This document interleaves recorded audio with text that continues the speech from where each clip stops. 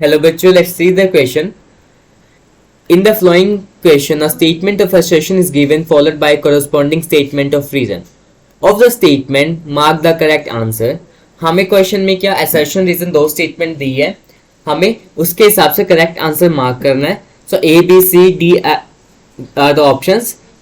Assertion क्या बोल रहा है? एसर्शन बोल रहा है smaller cells are usually metabolically active cell. जो स्मॉलर सेल होता है यूजुअली मेटाबॉलिकली एक्टिव सेल होता है. इसका रीजन क्या सही है गलत, we gonna find out that.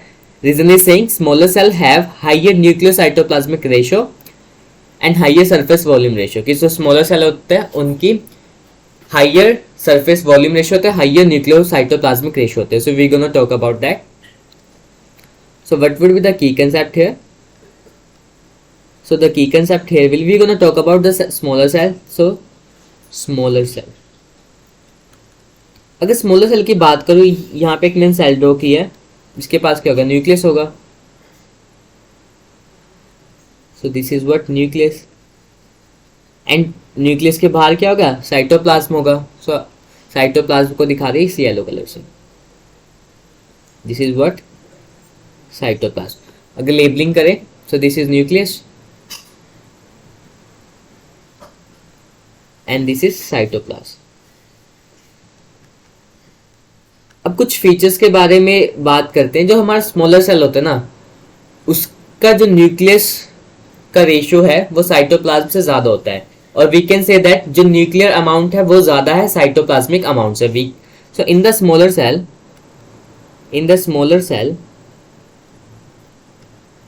The nuclear amount is more than cytoplasmic amount. इसका मतलब बेसिकली क्या है? जो हमारा न्यूक्लियर अमाउंट होगा, जो न्यूक्लियो साइटोप्लाज्मिक रेशियो होगी वो हाई होगी. न्यूक्लियो साइटोप्लाज्मिक रेशियो क्या होगी? वो हाई होगी. वो कैसे होगी? We gonna talk about that. High nucleocytoplasmic ratio मतलब जो न्यूक्लियर अमाउंट है वो ऊपर रहेगी, साइटोप्लाज्मिक नीचे रहेगी. So we can write it as, इधर हम न्यूक्लियस की क्वांटिटी लिख देंगे, quantity not quality, just please keep in mind that. Nucleus और नीचे साइटोप्लाज्म. अब स्मॉलर सेल में किसकी अमाउंट ज़्यादा है? न्यूक्लियर अमाउंट ज़्यादा है एज कम्पेयर टू साइटोप्लाज्म. तो ये क्या हो जाएगी? ऊपर अब न्यूमिनेटर ज़्यादा है, डिनोमिनेटर कम है, तो वैल्यू विल बी हाई. तो क्वेश्चन अराइजेस दैट कि न्यूक्लियर अमाउंट ज्यादा होने से होगा क्या? बेसिकली देखो, न्यूक्लियस क्या है हमारा? Nucleus is controlling centre of the cell. Nucleus is controlling centre of cell.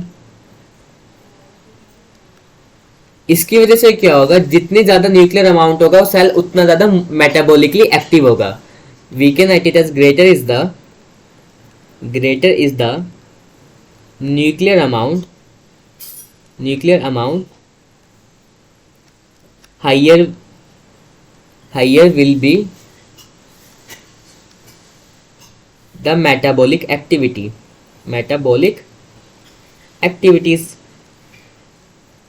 ये तो हमारा हो गया क्लियर. अब हम बात करेंगे किसके बारे में? Now we gonna talk about the surface area and volume के बारे में. स्मॉलर सेल का देखा जाए तो उसका सरफेस एरिया ज्यादा होता है as compared to volume.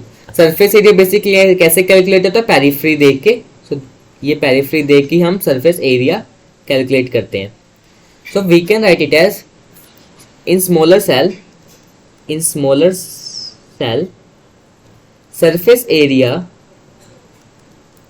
surface is larger than the volume. Volume से ज़्यादा हमारा क्या होगा? सरफेस होगा.